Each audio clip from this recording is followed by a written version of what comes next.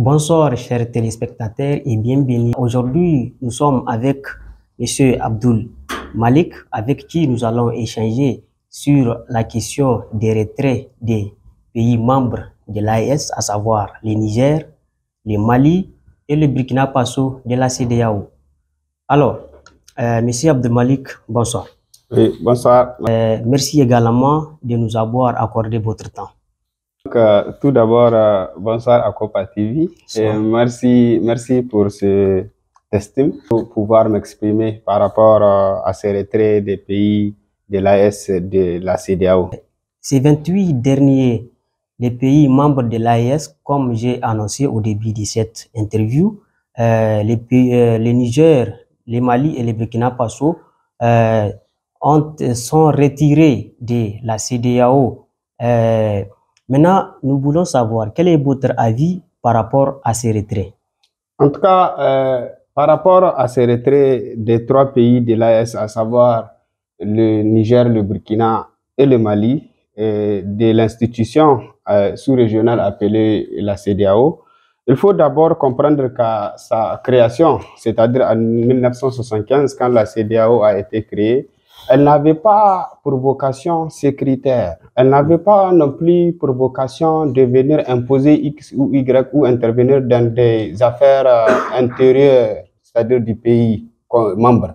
Mais elle avait à la rigueur pour vocation une vocation économique, c'est-à-dire les échanges commerciaux, faciliter la circulation des personnes et de leurs biens. À la rigueur aussi l'intégration. Et cette intégration aussi, quand vous prenez depuis un certain temps, et beaucoup de ressortissants des pays membres de la CEDEAO ont fait face ou continuent à faire face à un certain nombre de problèmes dans les pays membres. Avec le passeport que vous avez de la CEDEAO, de l'ECOWAS, mais vous avez tout un problème du monde en étant dans un de ces pays membres. Donc, ce qui me fait dire clairement que cette institution, elle est révolue, elle est devenue caduque parce qu'elle ne répond plus à ces aspirations du peuple qui l'ont créée depuis sa création. Parce que à sa création en 1975, il est utile de le préciser que la quasi-totalité des présidents qui étaient partis représenter leur pays au niveau de la mise en place de cette institution qui est la CEDEAO sont des militaires. La majeure partie de ces présidents qui étaient partis mettre en place cette institution de la CEDEAO étaient des militaires. En l'occurrence, Rawlings du Ghana et Sékou Touré du Niger, pour ne citer que cela, sans pour autant oublier Amadou Toumani-Touré du Mali.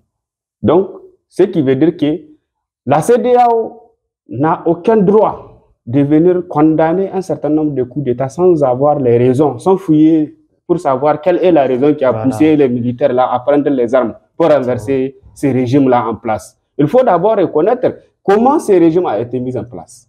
Le coup d'État n'est pas seulement militaire, il peut être institutionnel, il peut être constitutionnel, comme ce que Alpha Condé a voulu faire, comme ce que Alassane Ouattara, lui aussi il a fait un coup d'État constitutionnel pour être au troisième mandat. Et de la même manière, ce même coup d'État, il n'est pas aussi militaire. Pour vous expliquer quoi? Il peut être un coup d'État électoral. C'est pour vous dire que les coups d'État militaires, le plus souvent, sont poussés par le peuple quand le peuple n'est pas satisfait de la politique et de la vision que le gouvernement est en train de le conduire. Parce que le peuple veut qu'on trouve des solutions au chômage des gens. Le peuple veut qu'on trouve des solutions à l'insécurité, qui tue, qui fait des veuves, qui fait des orphelins. Le peuple veut goûter à la liberté. Maintenant, selon vous, quels sont les avantages de ces retraits aux pays membres de la CEDEAO? D'abord, ce qu'il faut comprendre, les avantages de ces retraits sont multiples et multiformes. D'abord, il faut reconnaître que c'est vrai, tous ces trois pays sont des pays enclavés. Tous ces trois pays n'ont pas accès à la mer. Donc, que ce soit le Burkina, le Niger et le Mali, on peut mettre en valeur ce que nous avons, ce qui nous traverse, nous tous, qui est le fleuve Niger. Le fleuve Niger traverse le Burkina. Le fleuve Niger traverse le Mali. Le fleuve Niger traverse le Niger. Donc, on peut les désensabler pour qu'on puisse utiliser le même fleuve pour desservir, c'est-à-dire les pays au niveau des côtes de ce fleuve-là. Pour qu'on puisse vraiment avoir une intégration du point de vue échange maritime, pas maritime, mais fluvial, entre ces trois pays-là. Pour qu'on puisse transporter vraiment, même si on n'a pas de cargo, qu'on puisse transporter sur des bateaux motorisés, les petits trucs motorisés, nos échanges commerciaux. On puisse vraiment transporter 10 000 du sorgho de l'oignon du Niger pour l'amener au Mali, pour l'amener au Burkina. De là-bas, au niveau de Difa, nous avons les poissons séchés. Nous avons aussi les poivrons séchés. On peut les transporter là-bas pour amener ça au Burkina, au Mali ou bien quelque part. Dans tous les cas, ce qu'il faut savoir, les avantages sont énormes parce que ça va nous permettre de nous forger. Ça va nous permettre de nous adapter aux réalités du moment. Ça va nous permettre d'être résilients. Donc, les avantages sont énormes parce qu'ils vont nous permettre de prendre notre propre courage à deux mains. Ça va nous permettre de tracer notre propre chemin. Ça va nous permettre également de construire, de fabriquer notre propre modèle de développement, notre propre modèle économique, notre propre modèle politique. Parce que si vraiment les gens sont coincés, parfois au mur, même l'exemple du chat, quand vous avez un chat dans votre salon et que ce chat-là se sent dans une situation dangereuse, dans une situation menaçante, ce chat, c'est bien normal qu'il réplique face à vous pour pouvoir se défendre. Donc, si le respect n'est pas servi à table, je pense que la sagesse veut que la dignité soit vraiment questionnée et que tu puisses prendre tes clics et tes claques pour partir. Ces avantages-là vont nous permettre de consommer local. Il faut comprendre que nous n'avons pas droit à la division. Nos avantages doivent faire en sorte que nous puissions être unis pour qu'à l'avenir, nous puissions fonder une Afrique unie dans laquelle il fait bien vivre, dans laquelle il y a tout. Nous avons des grandes sociétés dans lesquelles on peut trouver des chaussures, on peut trouver des chemises, on peut trouver des tissus, tout, pour qu'on se départisse, c'est-à-dire de l'importation occidentale. Voilà, monsieur Abdelmalik, maintenant si on essaye de lier, si je peux le dire, la deuxième question avec maintenant la question que je vais vous poser, c'est-à-dire quelles sont les conséquences économiques que vous envisagez à ces pays membres de l'AES? Les conséquences économiques, d'abord, résident dans notre volonté à rester ou à quitter la BCEAO. Nous pouvons aujourd'hui avoir des conséquences économiques dans la mesure où, quand vous prenez l'exemple du Niger, nos comptes de l'État sont gelés. Les comptes de certaines banques de la place sont gelés. Et c'est dans ces banques que les contribuables, les pauvres citoyens, ouvrent son compte pour déposer son argent. Tu pars en banque, pour prendre de l'argent, tu as un souci de 200 000, tu as plus de 2 millions ou 3 millions dans ton compte. Tu as un souci de 200 000, c'est des problèmes. Il faut que tu sacrifies 72 heures minimum, 48 heures, pour avoir au moins 100 000. Parfois même, on peut vous dire le plafond, c'est 50 000. Ça veut dire que si tu as besoin de 200 000, tu vas aller 4 fois. Et pour avoir même la somme de 50 000, pour que tu puisses avoir ça dans l'intervalle 8h midi, il te faut être à la banque avant 7h. Donc, ces conséquences sont visibles dans la mesure où toutes les importations commerciales, c'est-à-dire qui devraient passer par les ports du Bénin, c'est-à-dire le port de Cotonou, pour entrer facilement à travers Gaïa au Niger, à cause de ces sanctions, notre frontière elle est fermée.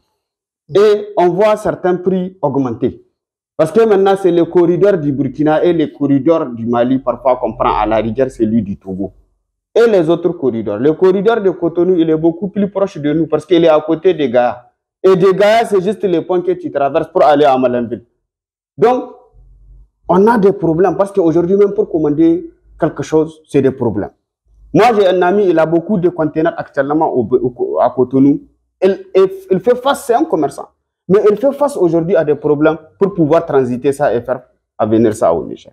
À la rigueur, peut-être, la conséquence qui consiste, c'est-à-dire à bloquer certains ressortissants de certaines régions ou de certains pays comme les nôtres. Mais nous, dans tous les cas, tous ces pays ont de l'intérêt à travers nous. Quand vous prenez l'exemple de la pipeline.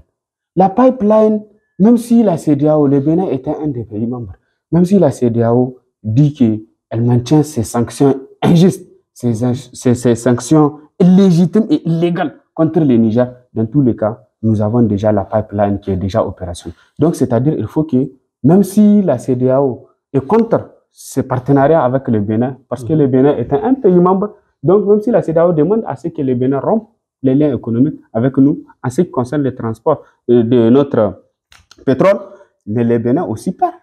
Aujourd'hui, sur le port de Cotonou, nous avons beaucoup de matériel, de bagages, de marchandises des Nigériens qui sont bloqués là-bas.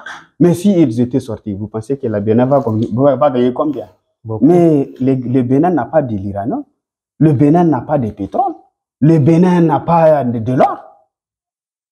La force du Bénin, c'est le port. Et si le Bénin continue à suivre aveuglément et follement le président de la CEDEAO, le Bénin risque de perdre beaucoup des intérêts stratégiques économiques qui participent fortement à leur PIB. Donc, ils risquent de voir leur économie reculer. Parce que si aujourd'hui, toutes les exportations, toutes les importations du Mali, du Niger, du Burkina sont bloquées là-bas, mais qui perd? C'est eux qui perdent. C'est vrai, nous aussi, nous perdons en termes économiques, mais eux aussi, ils perdent. C'est eux les vrais perdants. Parce que non seulement leur port sera saturé, il sera plein, et les recettes douanières, c'est-à-dire en ce qui concerne les impôts, la transit, ne seront pas énormes. Donc, c'est pourquoi je vous dis, avec le Nigeria aujourd'hui, on entretient des échanges commerciaux. Donc, les conséquences sont aussi du côté du Nigeria, chez qui on part acheter des seaux, chez qui on part acheter des tissus, chez qui on part acheter des parfums, chez qui on part acheter aujourd'hui au Nigeria plusieurs choses, dont les engrais, dont plusieurs choses. On part acheter même les chaises en plastique, c'est au Nigeria on les prend. Donc, si le Nigeria continue à maintenir ces sanctions de fermeture contre le Niger, ça veut dire que le Nigeria aussi perd. Une autre conséquence peut-être à la rigueur, c'est par rapport à l'alimentation, c'est-à-dire aux produits alimentaires que nous consommons, qui viennent de ces pays-là, Aujourd'hui, on peut arrêter même leur importation. Ils n'ont qu'à garder leurs trucs dans leurs magasins, dans leurs sociétés, dans leurs industries, pour voir que s'ils ne vont pas partir en mévente. Parce que déjà, le stock sera nombreux et que la consommation sera réduite. Donc, ils vont assister à la mévente, mais qui perd? C'est leur entreprise. Donc, voilà d'une manière succincte ce que je peux avoir comme pensée, comme conséquence en ce qui concerne les retraits de nos pays de l'AES, de la CEDEAO. Alors, Monsieur Abdelmalik, maintenant, est-ce que avez-vous un message à adresser à ces populations, les populations de ces 3 pays membres de l'AES, ainsi que leurs présidents respectifs, leurs chefs d'État? Voilà. Le message que j'ai d'abord à passer, comme vous avez dit aux populations de ces pays de l'AES, c'est que nous devons être résilients. Toute lutte pour la libération, toute lutte pour la quête de la souveraineté n'a pas été facile, n'a jamais été facile à travers le monde. Quand vous voulez faire des omelettes, vous êtes obligé de casser les œufs.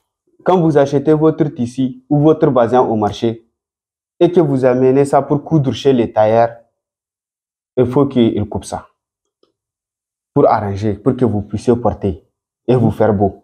Donc, la même chose s'applique dans les règles de gestion d'État. Si le peuple croit à ses dirigeants, si le peuple reste uni derrière ses dirigeants, si vraiment ses dirigeants sont de bonne foi, ce peuple-là va triompher. Ce peuple, il va émerger. Parce que ce peuple est avec Dieu. Dieu est vérité. Et la vérité est révolutionnaire. Il faut que les gens comprennent que nous devons être ensemble. Nous devons être unis. Donc moi, je pense que le message il est clair. Nous n'avons pas droit à la division. Nous devons être unis. Les Burkinabés, quand tu vois un Malien, considère que c'est ton frère, même père, même mère. Les Maliens, si tu vois un Nigérien, un Burkinabé, considère que c'est ton frère, même père, même mère. Bishop Olmega avait dit un jour à une conférence que désormais, si on te demande ta nationalité, tu n'as même pas besoin de perdre ton temps. Il faut juste dire nationalité AES. Donc, sahélien. Donc, on ne doit pas avoir dans nos têtes. On doit casser ces mythes-là que les Blancs nous ont instaurés dans nos têtes. Pour dire que les Burkina, le Mali, le Niger ne sont pas des pays qui sont ensemble. Aujourd'hui, nous sommes ensemble. Parce que l'islam dit quoi? L'islam dit que tous les musulmans sont des frères. L'islam aussi dit quoi? Que tu ne dois pas faire du mal à quelqu'un, à ton frère. L'islam dit quoi? Tu dois aimer ton frère. Quand il est dans une situation désastreuse, tu dois lui venir en aide. Quand il est dans une situation de joie, tu dois venir l'accompagner dans sa joie-là. Donc, il n'y a pas meilleur argument, il n'y a pas aussi meilleur texte que le Coran. Même si on ne peut pas mettre tout de suite et maintenant la charia. Donc, il faut au moins donner quelques bases il faut jeter quelques bases, quelques prémices pour qu'à l'avenir, on voit qu'est-ce qu'on peut augmenter. Maintenant, vous deux, il faut tout faire pour que dans la Constitution, que vous interdisez les bars, que vous interdisez la prostitution. Voilà, nous sommes justement à la fin de cette interview. Nous remercions M. Abdul Malik pour cette interview, pour ces échanges, en tout cas, très motivants, très instructifs. Donc, vraiment, nous les remercions. Merci aussi. Nous les remercions beaucoup. Merci. Nous remercions également notre collègue qui est derrière la caméra, M. Aminou. Voilà, à vous les téléspectateurs, continuez de regarder nos émissions qui vous viennent à chaque fois. Donc, sur ce, portez-vous bien.